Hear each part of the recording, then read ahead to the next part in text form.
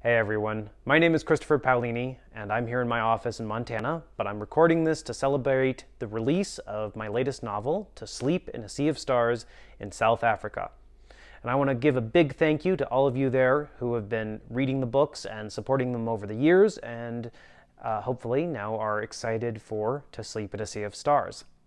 Now, for this release, I thought I would answer a couple questions about this book and my writing process, and hopefully it's something you'll enjoy. So the first question here is, you mentioned that you had to learn/do some scientific reading for this book. Could you tell us briefly what that process was like? Great question. Yes. So I actually did over a year of, well, it was about a solid year of research onto the technology and physics of my science fiction universe. And the thing is that To Sleep in a Sea of Stars is set in the real world. So Earth exists, and all of history on Earth exists in this book. And I had some very specific things I wanted to do with the technology. The main one is I wanted a system that would allow my characters to travel faster than light from one star system to the next, but I didn't want that faster than light system or technology to A, have been used by some other large science fiction franchise, and B, I didn't want to contradict physics as we know it, and C, I didn't want it to allow for time travel, which, if you look into the science and the math, most systems of faster than light travel, like Star Trek and Star Wars, really would allow for time travel. That was not easy, and that's why it took me almost a solid year. And not just the faster than light, I was looking into things like how weaponry might change and how computers might change and biotechnology and all sorts of things like that, which was a lot of fun. I enjoy that research. But the reason I did it and the reason it was so helpful is it gave me a nice framework to tell the story I wanted to tell. And if large amounts of invented science are not your thing, don't worry. I don't dump it all on you as the reader. It's just there in the background of the story. And then if you want some of the more technical details, there's some very large appendices in the back of the book which sort of go into all the nitty-gritty of how this stuff actually works.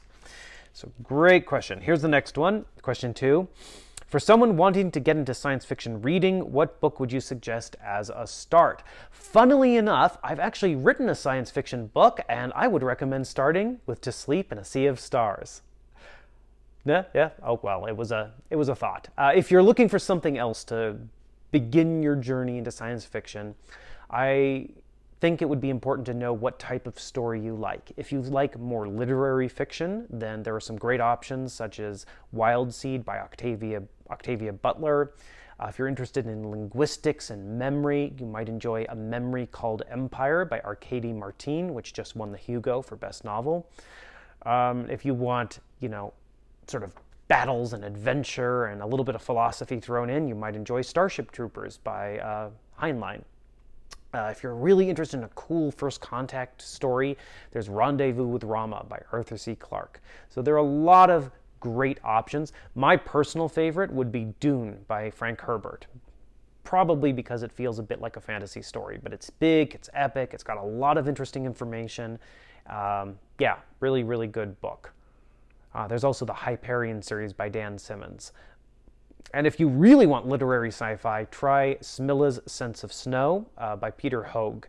The title might be a little different where you are, but Smilla's Sense of Snow by Peter Hoag. And it is science fiction, but it doesn't feel like it at the start. All right.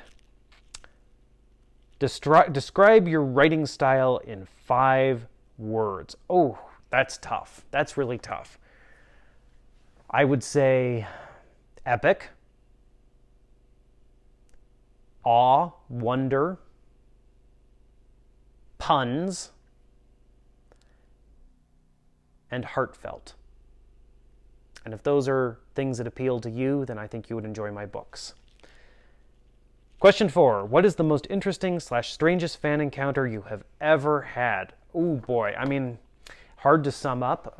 One that jumps to mind immediately is when I was touring for Inheritance, my last big book, back in 2012, and I was in Spain, and this young woman came up and asked me to sign her forearm with a Sharpie. And then she showed up at my next event the following day, and she had my signature tattooed onto her forearm. Now that's dedication. There's also some woman in Canada or somewhere who had my face tattooed on her thigh. Pre-beard, but still my face, and that was a bit unusual. But probably the most, I don't want to say strange, but okay, definitely the most interesting interaction I've had with fans has been when I've met people who've named their children after the characters. That is something I never expected when I wrote Aragon. It continues to astound me to this day and leaves me feeling very humbled and honored that anyone would feel that deeply about my work. And last but not least, question 5, who are some of the female science fiction voices that you have read or are excited to read? Oh man, great question. Well, I mentioned Arcady Martin. She's really writing some interesting stuff these days. As an oldie but goodie, I would recommend Ursula K. Le Guin and Andre Norton. In fact, funnily enough, I have one of my favorite Andre Norton books here. This is the Moon of the Three Rings by Andre Norton. And I really, really enjoy her work. I'm also a big fan of Octavia Butler, who wrote Wild Seed and a number of other awesome books, which I highly recommend checking out. So I think that's it for the questions. Hopefully you've enjoyed my answers. Again, thank you all for your enthusiasm with the books, and I hope you enjoy reading To Sleep in a Sea of Stars as much as I enjoyed writing it. And as one of my characters from the book would say, eat the path. Don't let destiny control you, you control your own destiny.